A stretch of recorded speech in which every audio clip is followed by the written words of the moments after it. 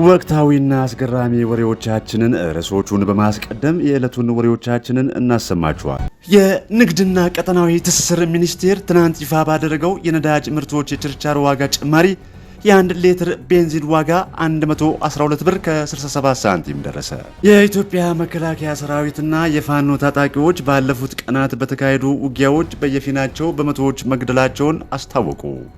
የአሜሪካው ፕሬዝዳንት ዶናልድ ትራምፕ የቀድሞዋ ምክትል ፕሬዝዳንት ካማላ ሃሪስ የነበራቸውን ሚስጥራዊ መረጃ የመመልከት ፈቃድ አነሱ። የትራምፕን አስተዳደር አስመልክቶ በሰጡት አስተያየት ውዝግብ ውስጥ መግባታቸውን ተከትሎ ከአሜሪካ እንዲባረሩ የተደረጉት የደቡብ አፍሪካው አምባሳደር በአገራቸው ደማቅ አቀባበል ተደረገላቸው። የተከበራችሁ ውድ የኢትዮጵያ ልጆች በያላችሁበት ሁሉ ሰላም ይብዛላችሁ። ይህ የድል ሚዲያ ነው። ውድ ተከታዮቻችን በዓለማችን ከተከሰቱ ሁነቶች መካከል አስገራሚና ተመራጭ የሆኑ ወሬዎችን ለእናንተ የምናሰማበት ሰዓት ላይ ደርሰናል። እንደምን ሰነበታችሁ በማለት ሰላምታችንን በማስቀደም መረጃዎቹን እናሰማችኋለን። አብራችሁን ሁኑ።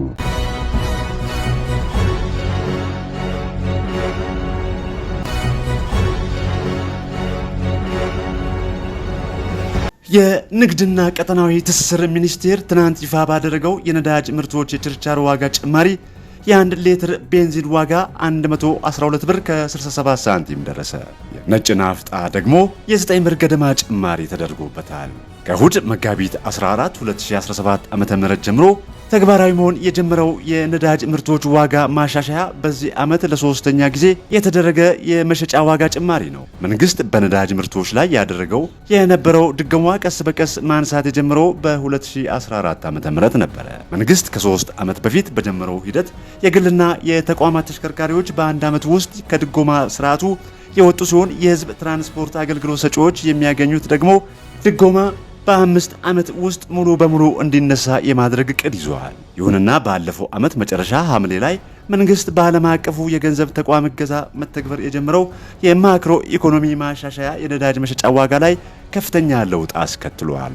በማክሮ ኢኮኖሚ ማሻሻያው ወደ ገበያ መር ስርዓት የተለወጠው የሀገሪቱ የውጭ ምንዛሬ ስርዓት በውጭ ምንዛሬ እየተገዛ በሚገባው የነዳጅ ዋጋ ላይ ከፍተኛ ለውጥ አስከትሏል። በውጭ ምንዛሬ ዋጋ ለውጥ ምክንያት የመጣው የነዳጅ ዋጋ ጭማሪ በቀጥታ ተግባራዊ እንደማይሆን የንግድና ቀጠናዊ ትስስር ሚኒስቴር መስከረም ላይ አስታውቆ ነበረ። በሚኒስቴሩ ገለጻ በውጭ ምንዛሬ ለውጡ ምክንያት የመጣው ለውጥ ተግባራዊ የሚደረገው ለ1 ዓመት ያህል በየ3 ወሩ በሚደረግ የዋጋ ጭማሪ ነው። በዚህ መሰረት መስከረም ወር ላይ የተደረገው የመጀመሪያው ማሻሻያ በቤንዚን ላይ የ8 ብር ከ54 ሳንቲም ጭማሪ ያስከተለ ሲሆን የነጭ ናፍጣ ዋጋ ደግሞ በ6 ብር ከ54 ሳንቲም እንዲጨምር አድርጓል። በዚህ ዓመት ሁለተኛው የዋጋ ጭማሪ የተደረገው ባለፈው ታህሳስ ወር ላይ ከ3 ወር በፊት በተደረገው ማሻሻያ የ10 ብር ጭማሪ የተደረገበት ቤንዚን ለመጀመሪያ ጊዜ ዋጋው ከ100 ብር በላይ ተሻግሯል።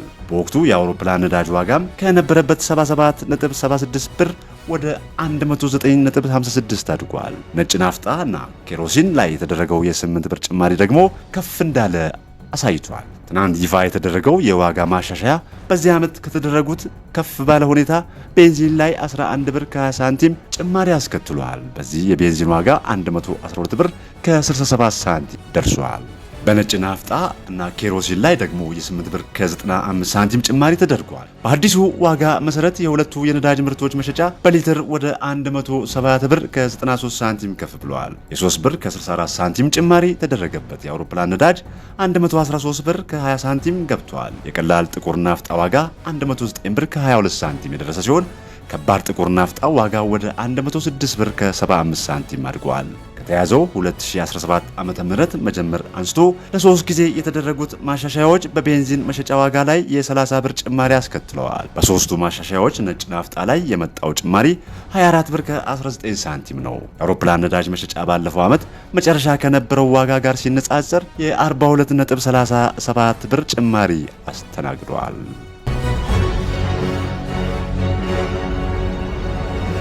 የኢትዮጵያ መከላከያ ሰራዊትና የፋኖ ታጣቂዎች ባለፉት ቀናት በተካሄዱ ውጊያዎች በየፊናቸው በመቶዎች መግደላቸውን አስታወቁ።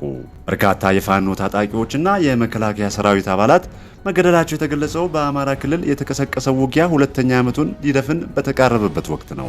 የኢትዮጵያ የመከላከያ ሰራዊት በአማራ ክልል በሁለት ቀናት ውስጥ ከ300 በላይ የፋኖ ታጣቂዎች መግደሉን አስታውቋል። ጦሩ በርካታ የፋኖ አባላትን ገደልኩ ያለው በደቡብ ጎንደር፣ በምዕራብ ጎንደር፣ በሰሜን ጎጃም፣ በምስራቅ ጎጃም፣ በምዕራብ ጎጃም እና በሰሜን ወሎ ዞኖች ነው። መከላከያ ሰራዊት በአማራ ክልል በተለያዩ ዞኖች እና ወረዳዎች ዘመቻ አንድነት በሚል ስያሜ ትንኮሳ ለመፈጸም የሞከረውን ራሱን ፋኖ ብሎ የሚጠራውን ጽንፈኛ ቡድን ተደምስሷል ብሏል። ጦሩ በሁለት ቀናት ውስጥ ብቻ 317 የፋኖ ታጣቂዎች መግደሉን ትናንት አስታውቋል።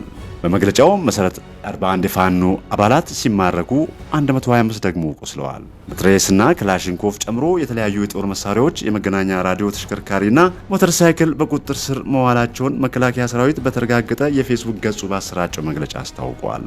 አበበ ፋንታውን የተባሉ የአማራ ፋኖ በወሎ ወይም ቤተ አማራ ቃል አቀባይ መከላከያ ሰራዊት 30 ተዋጊዎች እንኳ እንዳልገደለ ለሬውተርስ ገልጸዋል። ዮሐንስ ንጉስ የተባሉ ደግሞ የአማራ ፋኖ በጎንደር ቃል አቀባይ በኩላቸው ከመከላከያ ሰራዊት ጋር በተደረገ ውጊያ 602 ወታደሮች መግደላቸውንና 430 መቁሰላቸውን እንዲሁም 98 መማረካቸውን ተናግረዋል። በጉዳዩ ላይ ሮይተርስ ከኢትዮጵያ መከላከያ ሰራዊት ቃል አቀባይ ኮሎኔል ጌትነት አዳንና የመንግስት ኮሚኒኬሽን አገልግሎት ሚኒስትር ለገሰ ቱሉ አስተያየት ቢጠይቅም ወዲያው ምላሽ እንዳላገኘ አስታውቀዋል። የትግራይ ኃይሎች ከፍተኛ ወታደራዊ አዛዥ የሆኑ ብርጋዴር ጀነራል ምግበይ ኃይለ የኢትዮጵያ መከላከያ ሰራዊት የፋኖ ኃይሎች ሞከሩት ባላለው ትንኮሳ በአደራጅነት ከሷቸዋል። የአማራ ፋኖ በጎንደር ቃል አቀባይ ዮሐንስ ንጉሱ ግን ክሱን ሐሰት ሲሉ ማስተባበላቸውን ሮይተርስ ዘግበዋል። ብርጋዴር ጀነራል ምግበይ ኃይለ ከፋኖ ታጣቂ ቡድን ጋር ምንም አይነት ግንኙነት እንደሌላቸው አቶ ዮሐንስ ንጉሱ ተናግረዋል። ሮይተርስ ዜና ወኪል በመከላከያ ሰራዊትም ሆነ በታጣቂ ቡድኑ መካከል የድል አሃዛዊ መረጃዎችን ከገለልተኛ ወገን ማረጋገጥ እንዳልቻለ ገልጿል።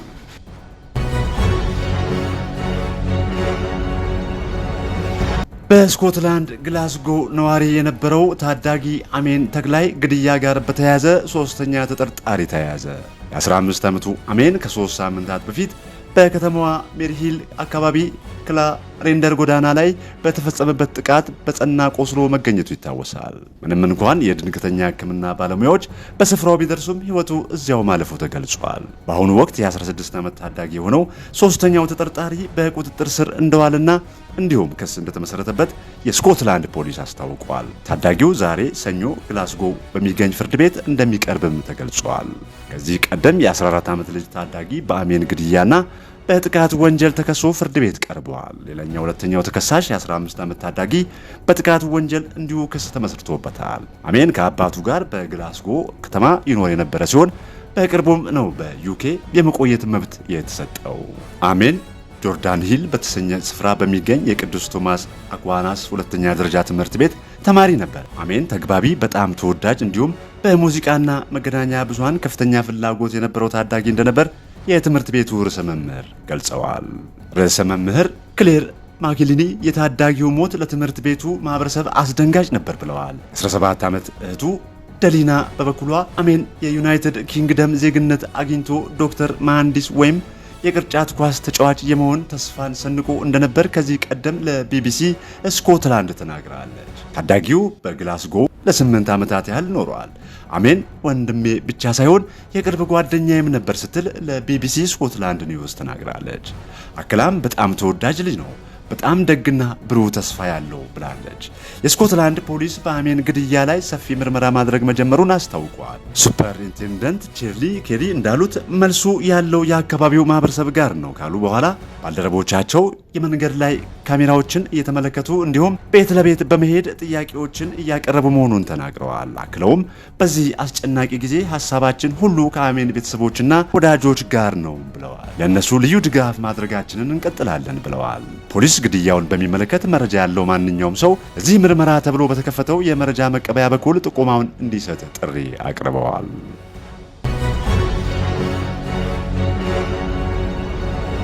የአሜሪካው ፕሬዝዳንት ዶናልድ ትራምፕ የቀድሞዋ ምክትል ፕሬዝዳንት ካማላ ሃሪስ የነበራቸውን ሚስጥራዊ መረጃ የመመልከት ፈቃድ አነሱ። ባለስልጣኖች የሀገሪቱን ሚስጥራዊ መረጃ መመልከት የሚችሉበትን ፈቃድ የተነጠቁት የትራምፕ ተቀናቃኝ የነበሩት ካማላ ሃሪስ ብቻ ሳይሆኑ ሂላሪ ክሊንተንም ጭምር ናቸው። ትራምፕ የቀድሞ ባለስልጣኖችን ተቺዎቻቸውን ፈቃድ አንስተዋል። የቀድሞ ፕሬዝዳንት ጆ ባይደንን እንዲሁም የቤተሰቦቻቸውን ፈቃድ እንደሚያነሱም ሲነገር ቆይቷል። እነዚህ ሰዎች ሚስጥራዊ መረጃ የማግኘት ፈቃዳቸው ለብሔራዊ ጥቅማችን ዋጋ ስለሌለው ፈቃዳቸው እንዲነሳ ወስኛለሁ ብለዋል ትራምፕ። ከዚህ በፊት በነበረው አሰራር የቀድሞ ባለስልጣኖች ሚስጥራዊ መረጃ የማግኘት ፈቃዳቸው ይጠበቅላቸዋል። ትራምፕ ፈቃዳቸውን የነጠቋቸው ተቀናቃኞቻቸው ወደ መንግስት ተቋማት የመግባት ፈቃድ አይኖራቸውም ተብሏል። ሚስጥራዊ መረጃ አያገኙም፣ በየቀኑ ለፕሬዝዳንቱ የሚሰጠውን ማብራሪያ አያገኙም፣ እንዲሁም በደህንነት ተቋማት ስር ያለ መረጃ አያገኙም ይላሉ የተላለፈው ሕግ። ትራምፕ በከፍተኛ የባይደን አስተዳደር ባለስልጣናት ላይ ያነጣጠረ እርምጃ ነው የወሰዱት የተባለው ዋነኛ ተቺዎቻቸውና ትራምፕን ፍርድ ቤት ያቀረቡ አቃቢ ሕጎችም በእግዱ ተካተዋል። የባይደን የውጭ ጉዳይ ኃላፊ አንቶኒ ብሊንከን፣ ብሔራዊ የደህንነት አማካሪ ጄክ ሱልቬን እና ምክትል አቃቢ ሕግ ሊሳ ሞናኮ ፈቃዳቸው ተነስቷል። ትራምፕ በቀድሞ የስልጣን ዘመናቸው አስተዳደር ላይ የነበሩና በፍርድ ቤት ምስክርነታቸውን የሰጡ 2 ሰዎችን ፈቃድም ነጥቀዋል። እነዚህም ፊዮና ሂል እና የአሌክሳንደር ቪንድማን ናቸው። ሪፐብሊካን የሆኑ ተቺዎች ሊዝ ቺኒ እና አዳም ኪንዚንገርም ፈቃዳቸው ተነስቷል። ከካፒቶል ሂል አመጽ ጋር በተያያዘ በተከፈተው ምርመራ የተሳተፉ ብቸኛዎቹ ሪፐብሊካኖች ነበሩ። ትራምፕና የንግድ ተቋማቸውን የከሰሱት የኒውዮርክ አቃቤ ሕግ ለቲቫ ጄምስ ፈቃድም ተነስተዋል። በዚህ ክስ ትራምፕ በ100 ሚሊዮን ዶላሮች የሚቆጠር ክፍያ ቢፈረድባቸውም ትራምፕ ይግባኝ ብለዋል። ትራምፕ የፌዴራል መንግስቱን ሰራተኞች ከመቀነሳቸው ጋር በተያያዘ ክስ የመሰረቱት ኖርም ኤሪሰን ፈቃድም ተነጥቀዋል። የትራምፕ እግድ ተጨማሪ ክስ እንዳቀርብ ነው የሚያደርገኝ ሲሉ ምላሽ ሰጥተዋል። የትራምፕን ትዕዛዝ በርካቶች በማህበራዊ ሚዲያ ገጻቸው ተችተዋቸዋል። ትራምፕ ከዚህ ቀደም የቀድሞ የደህንነት ሰራተኞችን ፈቃድ ማንሳታቸው ይታወሳል። ትራምፕ ፈቃዱን ያነሱት ሰራተኞቹ በ2020 ለባይደን አስተዳደር ወግነዋል በሚል ቢሆንም ይህንን የሚያሳይ ማስረጃ አላቀረቡም። በ2021 ባይደን ስልጣን ላይ ሳሉ ትራምፕ ያልተገባ ባህሪ አሳይተዋል ብለው ትራምፕ ሚስጥራዊ መረጃ የማግኘት ፈቃዳቸውን መገደባቸው ይታወሳል። በ2024 የፍትህ ቢሮ ባገኘው መረጃ ባይደን ምክትል ፕሬዝዳንት ሳሉ ባልተገባ መንገድ ሚስጥራዊ መረጃ አግኝተዋል ብሎ ነበረ። በ2023 ደግሞ ትራምፕ ሚስጥራዊ መረጃን ባልተገባ ሁኔታ ይዘዋል ተብለዋል።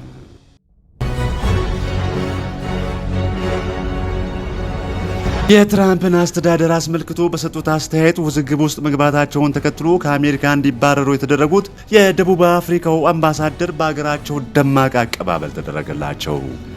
አምባሳደር ኢብራሂም ራሱል እሁድ ዕለት በመጋቢት 14 2017 ዓ.ም በኬፕ ታውን በሚገኘው ዓለም አቀፉ አየር ማረፊያ ሲደርሱ በመቶዎች የሚቆጠሩ ደጋፊዎች አቀባበል አድርገውላቸዋል። አምባሳደሩን በአየር ማረፊያው ሲጠባበቁ የነበሩ የአፍሪካ ናሽናል ኮንግረስ ፓርቲ፣ የደቡብ አፍሪካ ኮሚኒስት ፓርቲና የሰራተኛ ማህበራትና ሌሎች ደጋፊዎቻቸው ሲዘፍኑና ሲደንሱ ታይተዋል። አንዳንዶች ኢብራሂም ራሱል አገራችንን በክብር አገልግለዋል የሚሉ መፈክሮችንም ይዘው ነበረ። ትራምፕ ስልጣን መረከባቸውን ተከትሎ በአሜሪካና በደቡብ አፍሪካ መካከል ያለው ግንኙነት ውጥረት የተሞላበት ሆነዋል። አምባሳደሩ ከትራምፕ አስተዳደር ጋር ሰጣ ገባ ያስገባቸው ከዚያ ቀደም ብሎ አንዳንድ የደቡብ አፍሪካ ቲንክ ታንክ ያዘጋጀው የበይነመረብ ውይይት ላይ የሰጡት አስተያየትም ነው ተብሏል። የአሜሪካ የውጭ ጉዳይ ሚኒስትር ማርኮ ሩቢዮ አሜሪካንን የሚጠላ ዘር ላይ የሚያተኩር ፖለቲከኛ ብለው ከፈረጇቸው በኋላ አገሪቱ ተቀባይነት የላቸውም ሲሉ ከሀገር እንዲወጡ ትዕዛዝ አስተላልፈዋል። የ62 ዓመቱ ዲፕሎማት የዶናልድ ትራምፕን ፖሊሲ እንዲሁም በአህጉሪቱ ላይ ስለሚኖረው እንደምታ ትንታኔያቸውን ሰጥተው ነበረ። አምባሳደሩ የሰጡት አስተያየት ትራምፕ ደቡብ አፍሪካ በቅርቡ ያጸደቀችውን የመሬት ፖሊሲ በተወሰኑ ማህበረሰቦች ላይ ያነጣጠረ ነው በሚል ለሀገሪቱ የሚደረገውን የገንዘብ ድጋፍ ማቋረጣቸውን ተከትሎ በሀገራቱ መካከል ውዝግብ መነሳቱን ተከትሎ ነው። የደቡብ አፍሪካው ፕሬዝዳንት ሲሪል ራማፎዛ በአንዳንድ ሁኔታዎች ያለ ካሳ መሬት መውረስ የሚያስችል ረቂቅ ሕግ እንዲሆን ፈርመዋል። የአሜሪካ መንግስት በደቡብ አፍሪካ አናሳ ነጮች ኢፍትሐዊነት እየተፈጸመባቸው ነው ሲል ከሷል። አምባሳደር ራሱል በበኩላቸው ትራምፕ የበላይነትን ለማስፈን እየሞከሩ ነው ብለዋቸዋል። አክለውም በአሜሪካ ነጮች አናሳ መሆናቸውን አዝማሚያ መታየቱን ተከትሎ ነጮችን ተጠቂ አድርጎ መሳል ለማሰራጨት እየተሞከረ ነው ብለዋቸዋል። አምባሳደሩ ኬፕ ታውን ከደረሱ በኋላ ምንም የሚጸጽታቸው ነገር እንደሌለ ተናግረው የሰጡትንም አስተያየት ትክክል ነው ብለዋል። አምባሳደሩ የደቡብ አፍሪካ ምሁራን እና ፖለቲካ አመራሮችን ማንቃት ያስተላለፉት መልእክት ነውም ብለዋል። በአሜሪካ ውስጥ የምንታይበት ሁኔታ እንዲቀየር ፈልጋለሁ። ከአሜሪካ ጋር ከዚህ ቀደም ስናደርገው የነበረው አሰራር መልካም አልነበረም ሲሉም ነው የተናገሩት። የአምባሳደር ራሱል መባረር በአሜሪካ ያልተለመደ ዲፕሎማሲያዊ እርምጃ ነው ተብሏል። ከዚህ ቀደም ዝቅተኛ ደረጃ ያላቸው ዲፕሎማቶች ቢባረሩም በአምባሳደር ደረጃ ግን ብዙም የሚታይ አይደለም። ራሱል በገዢው ፓርቲ የአፍሪካ ናሽናል ኮንግረስ በተለያዩ የስልጣን ቦታዎች አገልግለዋል። ከዚያም ፕሬዝዳንት ባራክ ኦባማ ስልጣን ላይ ከመጡ በኋላ ከአውሮፓውያኑ 2010 እስከ 2015 ድረስ አምባሳደር ሆነው ተሹመዋል። አምባሳደሩ ከዚህ ቀደም ባላቸው ልምድ እንዲሁም ከዋሽንግተን ጋር ባላቸው ሰፋ ያለ ግንኙነት ድጋሚ በአውሮፓውያኑ 2024 አምባሳደር እንዲሆኑ ተሹመዋል። አፓርታይድን በመታገል ወደ ፖለቲካ ህይወት የተቀላቀሉት አምባሳደሩ የፍልስጤም አገር ምስረታን የሚደግፉ ናቸው። ደቡብ አፍሪካ እስራኤልን በፍልስጤማውያን ላይ የዘር ጭፍጨፋ እየፈጸመች ነው በሚል በዓለም አቀፉ የፍትህ ፍርድ ቤት የከሰሰች ሲሆን ይህም ጉዳይ በጦር መሳሪያ ጭምር እየተደገፈ አሜሪካንን አስቀይመዋል።